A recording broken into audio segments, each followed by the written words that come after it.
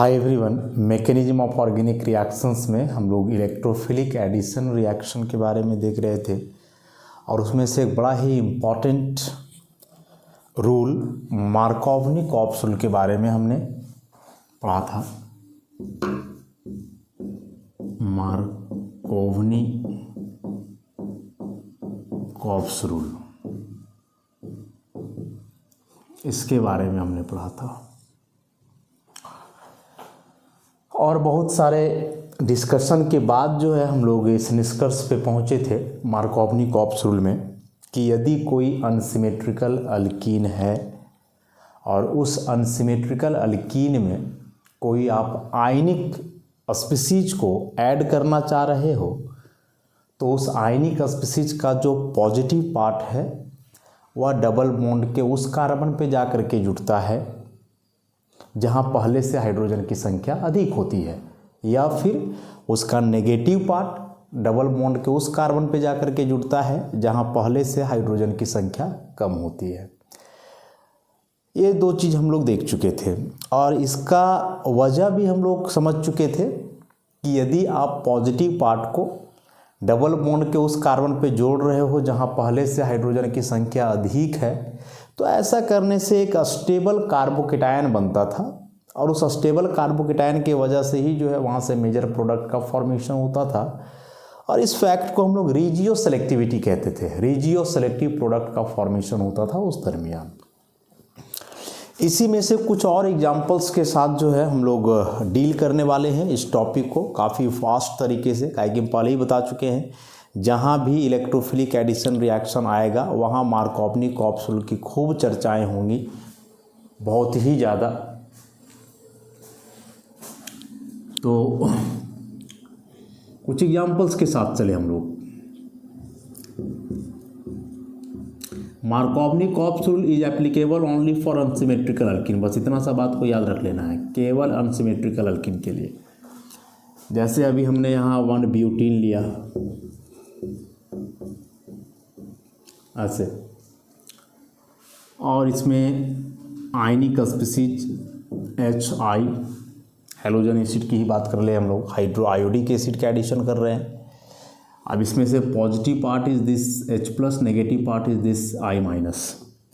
So according to Markovnikov's rule this positive H+ goes to that carbon atom of the double bond which has greater number of hydrogen atom. 2 hydrogen 1 hydrogen, तो यहाँ ज़्यादा hydrogen है, H+ यहीं जुड़ेगा, I- इस जगह पे जुड़ जाएगा ऐसा।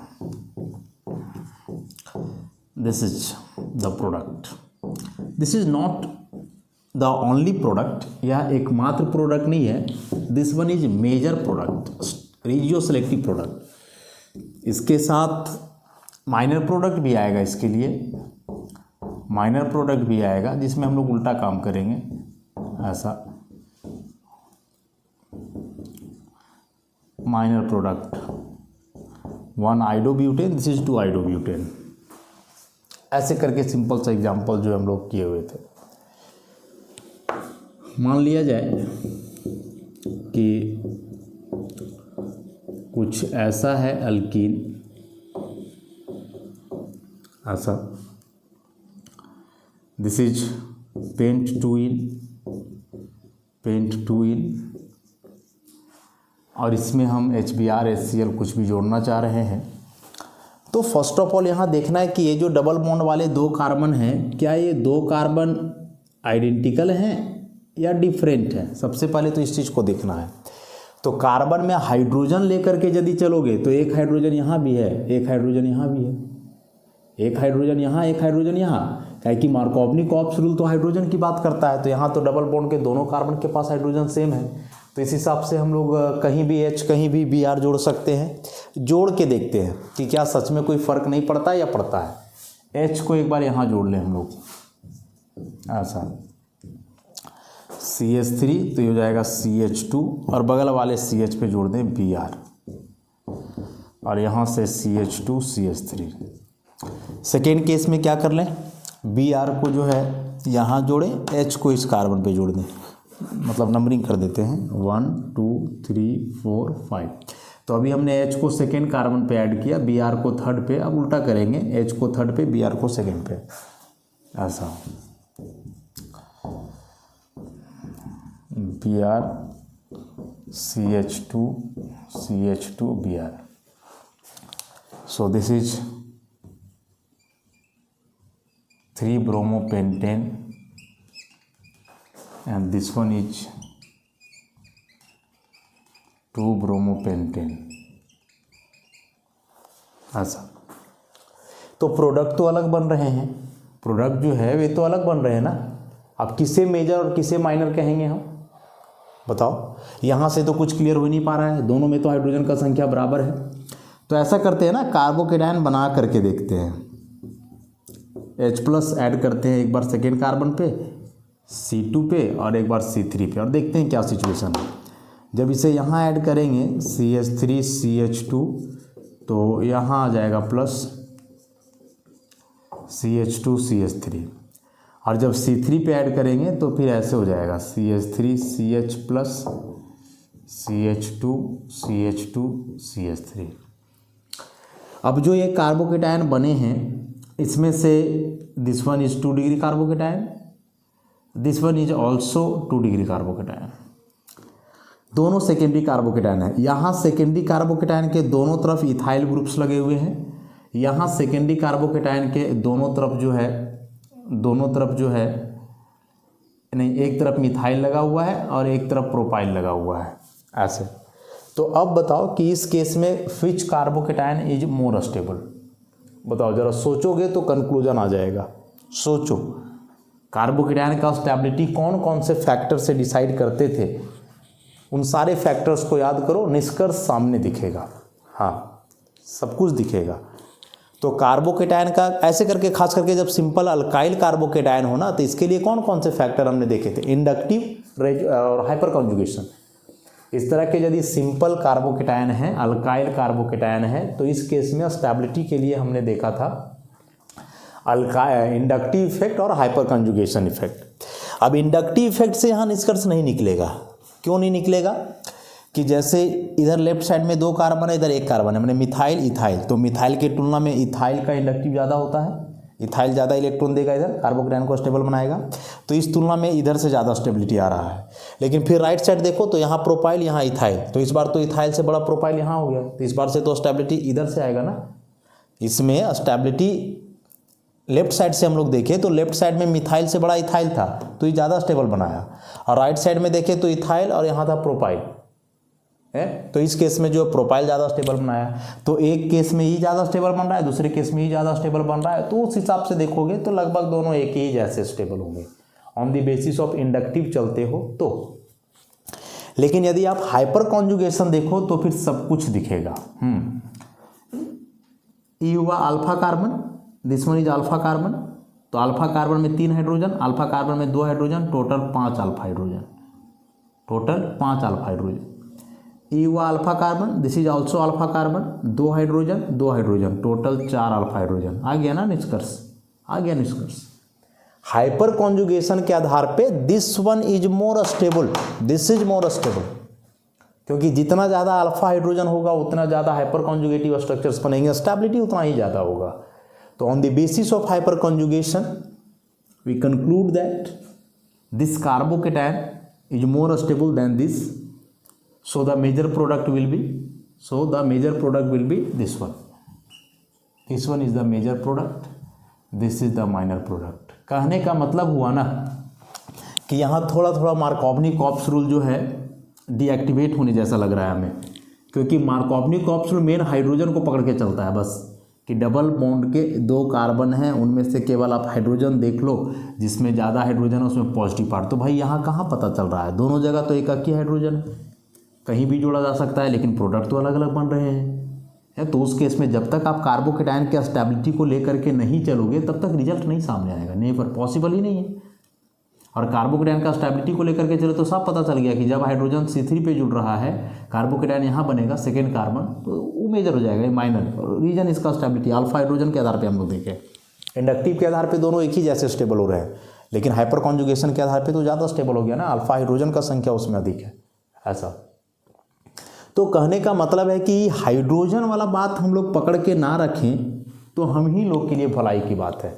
हाँ, यदि इस हाइड्रोजन को पकड़ करके हम लोग ना रखें, मार्कोवनी कॉप्स के बात को थोड़ा सा इग्नोर करें कि हाइड्रोजन हम नहीं देखेंगे, तो हम क्या देखेंगे, तो देखेंगे कार्बोकेटायन की स्टेबिलिटी। और कार्बोकेटायन की स्टेबिलिटी को देखते हुए हम सारा काम करने वाले हैं, है ना। कोई फर्क नहीं पड़ता, हाइड्रोजन से कुछ निष्कर्ष निकाल ही नहीं पाओगे आप। कहाँ कोई निष्कर्ष निकल रहा है बताओ। यहाँ तो चलो फिर भी हाइड्रोजन बराबर था, अभी आगे एग्जाम्पल देंगे उसमें देखोगे ना दिमाग घूम जाएगा, उल्टा पलटा हो जाएगा सारा काम उसमें। आते हैं आगे। तो कार्बोकेटायन का स्टेबिलिटी नोटिसिएबल पॉइंट है not number of hydrogen in the doubly bonded carbon, याद रखोगे इस बात को।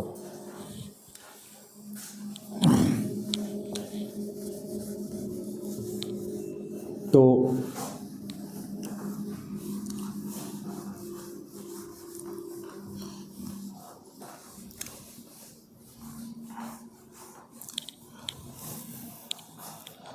कुछ और एग्जाम्पल्स।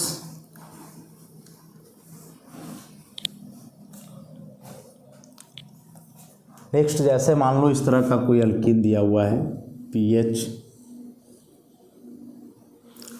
यहाँ HCl HBr जोड़ने की बात हो, क्या प्रोडक्ट बनाओगे आप।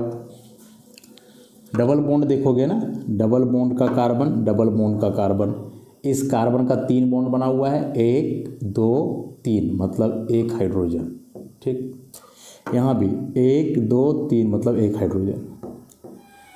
फिर से डबल बॉन्ड के दोनों कार्बन पे हाइड्रोजन की संख्या सेम, तो मार्कोवनी कॉप्स के अनुसार कहीं भी जोड़ दो।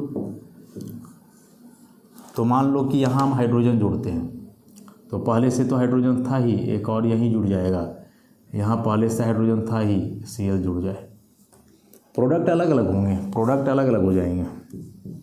दूसरा प्रोडक्ट Cl को यहाँ जोड़ दें, ऐसा पीएच, यहाँ H था, अब यहाँ Cl जोड़ दें, यहाँ H और H ही रहने दें। नाम यदि लिखना चाहोगे प्रोडक्ट का या रिएक्टेंट दोनों का, यहाँ से नंबरिंग करना होगा 1 2 3, 1 फिनाइल प्रोपीन, 1 फिनाइल प्रोपीन, इसका नाम लिखोगे 1 2 3, 2 क्लोरो, 3 फिनाइल प्रोपेन, लेकिन वही इसका नाम लिखोगे तो 1 2 3, 1 क्लोरो, 1 फिनाइल प्रोपेन। अब बताओ यदि यहाँ से हम पूछे कि कौन सा प्रोडक्ट मेजर होगा, कौन सा प्रोडक्ट मेजर होगा, तो कैसे बताओगे, कैसे मार्कोवनी कॉप का बात मान करके चलोगे और तुम्हें मिल जाएगा जवाब। बताओ, हाइड्रोजन तो दोनों कार्बन में बराबर था, तो किस प्रोडक्ट को मेजर कहोगे, किस प्रोडक्ट को माइनर कहोगे, हमें ही कह दो। पहले नहीं समझ में आएगा तो पहले हम लोग कार्बोकेटायन बना करके चलेंगे, तब तो जोड़ा जाए H+, तो डबली बॉन्डेड कार्बन 2 है, C1 C2, तो यहाँ C1 पे जोड़ के देख लें, यहाँ C2 पे जोड़ के देख लें। तो जब H+ को C1 पे जोड़ेंगे तो ये हो जाएगा PH, यहाँ 1 हाइड्रोजन पहले से था, एक और जुड़ गया, और यहाँ बचा 1 हाइड्रोजन, साथ ही साथ प्लस इसी कार्बन पे आएगा। जब C2 पे इसे जोड़ लें हम लोग हाइड्रोजन को, तो ये PH, यहाँ हाइड्रोजन प्लस आ जाएगा इस बार, यहाँ ऐसा। डिग्री देख के चलोगे ना, डिग्री देख करके चलोगे तो फिर कुछ नहीं समझ में आएगा, क्योंकि 2 डिग्री, यहाँ भी 2 डिग्री। अब इसको बेहतर तरीके से समझना है तो ऐसे समझो, फिनाइल रिंग बना दो ऐसा, यहाँ CH2, यहाँ CH, इस पे प्लस, और यहाँ हो गया CH3 ऐसा। इसमें देखो फिनाइल रिंग, फिनाइल रिंग, फिर यहाँ CH प्लस, फिर यहाँ CH2 CH3 ऐसा। और अब बता दो कि इन 2 कार्बोकेटायंस में which one is more stable, ये दोनों कार्बोकेटायन में किस कार्बोकेटायन की स्टेबिलिटी जो है अधिक है, कौन सा कार्बोकेटायन ज़्यादा स्टेबल है। अब जैसे पिछला बार अल्फा हाइड्रोजन बताए थे तो उस हिसाब से देखोगे तो देख लो जरा, ये हुआ alpha carbon, this one is also alpha carbon, तो 2 और 3 5 अल्फा हाइड्रोजन। इसमें इधर अल्फा कार्बन जिसमें कोई हाइड्रोजन नहीं है, इधर अल्फा कार्बन 2 है तो 2 अल्फा हाइड्रोजन। तो यहाँ से दिख जाएगा कि सर अल्फा हाइड्रोजन में चूंकि काफ़ी अंतर है, एक में 5 दिख रहा है हमें, एक में 2 दिख रहा है, तो इसमें पूछने की क्या ही बात है, इसमें पूछने की क्या ही बात है। ऑब्वियसली जो 5 वाला होगा वह ज़्यादा स्टेबल होगा 2 अल्फा हाइड्रोजन वाले की तुलना में। अल्फा हाइड्रोजन ही जब देखना है तो रिजल्ट यही होगा। लेकिन हम कहेंगे कि नहीं, इस बार 2 अल्फा हाइड्रोजन वाला ज़्यादा स्टेबल है। तो मानोगे मेरी बात या सोचोगे? 2 अल्फा हाइड्रोजन वाला जो है कार्बोकेटायन इस बार अधिक स्टेबल है। क्यों है? सोचो जरा। तो देखो, यहाँ जो कार्बोकेटायन बन रहा है ना, जिस कार्बन पे प्लस है ना, this is benzylic carbon, this is benzylic carbon. और हम लोग जानते हैं कि जो बेंजाइलिक है, एलाइलिक है, ये सब रेजोनेंस स्टेबलाइज्ड होते हैं, ये सब के सब रेजोनेंस स्टेबलाइज्ड होते हैं। और हाइपर कॉन्जुगेशन और रेजोनेंस को कंपीट किया जाए, रेजोनेंस डोमिनेट करेगा हमेशा हाइपर कॉन्जुगेशन पे, क्योंकि रेजोनेंस में पाई इलेक्ट्रॉन्स इन्वॉल्व होते हैं, हाइपर कॉन्जुगेशन में सिग्मा, और पाई का डीलोकलाइजेशन ज़्यादा आसान होता है सिग्मा की तुलना में। वजह, पाई इलेक्ट्रॉन या पाई ऑर्बिटल में जो इलेक्ट्रॉन है उनका एनर्जी हाई होता है तो आसानी से इधर उधर किया जा सकता है। सिग्मा ऑर्बिटल का एनर्जी कम होता है, उसके इलेक्ट्रॉन ज़्यादा स्टेबलाइज्ड होते हैं। ये सारे वजह के आधार पर तो इनमें रेजोनेंस होगा। रेजोनेंस के अलावा हाइपर कॉन्जुगेशन भी होगा, 2 अल्फा हाइड्रोजन के चलते हाइपर कॉन्जुगेशन भी होगा, रेजोनेंस भी होगा। इसमें रेजोनेंस का कोई तो सवाल ही नहीं है, कॉन्जुगेटेड रहता तब ना, यहाँ होता तब। इसमें केवल हाइपर कॉन्जुगेशन होगा। दिखाना चाहते हो तो ऐसे करके दिखा सकते हो, ऐसे करके दिखा सकते हो। इसमें ऐसा CH, पहले रेजोनेंस की ही बात कर लें हम लोग। ऐसा देखो, इलेक्ट्रॉन यहाँ शिफ्ट करेगा ना तो इस तरह से हो जाएगा, ऐसा double bond CH, CH2, CH3, यहाँ आ जाएगा प्लस, ऐसा। और फिर से इसको दिखाते रहे आगे तो होते जाएगा क्लियर। तो इस तरह से रेजोनेंस स्टेबलाइजेशन यहाँ हो रहा है। लेकिन इसमें तो नहीं होगा, कहाँ रेजोनेंस दिखाओगे, इसको यहाँ कर दोगे। कार्बन का तो 4 बॉन्ड पहले से बना हुआ है ना, 1 2 2 4 5 हो जाएगा। यहाँ तो नहीं होगा, कॉन्जुगेटेड सिस्टम में होता है, बगल में रहता तो। इसके अलावा बोले यहाँ हाइपर कॉन्जुगेशन भी होगा, हाइपर कॉन्जुगेशन भी होगा, ऐसे नो बॉन्ड रेजोनेंस भी होगा, इस तरीके से ऐसा। यहाँ तो सिंगल बॉन्ड ही रहेगा, हाइपर कॉन्जुगेशन दिखा रहे हैं हम लोग। CH double bond CH, EH plus CH3, ऐसा। तो अब बताओ स्टेबिलिटी ज़्यादा किसका होगा? This one is more stable carbocation, more stable carbocation, and this one is less stable carbocation, ऐसा। तो इससे मेजर प्रोडक्ट बनेगा। Br इस बेंजाइलिक कार्बन पे जुड़ेगा, देखो किस में जुड़ा हुआ है, या Cl जो भी लिए हुए हैं बेंजाइलिक कार्बन पे, this one. So this one is the major product and this is minor. ये कहानी है इसमें। फिर से हम एक बात को रिपीट कर रहे हैं कि आप हाइड्रोजन को नहीं देखोगे, नहीं तो कुछ कुछ में तो निष्कर्ष निकल जाएगा, बहुतों में निष्कर्ष नहीं निकल पाएगा, उल्टा पलटा काम कर दोगे, फंस जाओगे। इसीलिए आप डायरेक्ट कार्बोकेटायन के स्टेबिलिटी को लेकर के चलो, डायरेक्ट कार्बोकेटायन के स्टेबिलिटी को लेकर के चलो। अब कार्बोकेटायन का स्टेबिलिटी में बहुत कहानी सुना चुके हैं, बहुत ही ज़्यादा। जब कार्बोकेटायन बता रहे थे उस समय, तो उन सारे फैक्ट्स को देखो। सिर्फ उससे मैं कहे थे कि इन चीज़ों को आप समझ रहे हो तो आगे आसान होते जाएगा। बताओ, जिससे कार्बोकेटायन का ही कंसेप्ट नहीं है क्लियर, तो क्या ही समझ सकता है मार्कोवनी-कॉप्स एडिशन को? बता ही दो।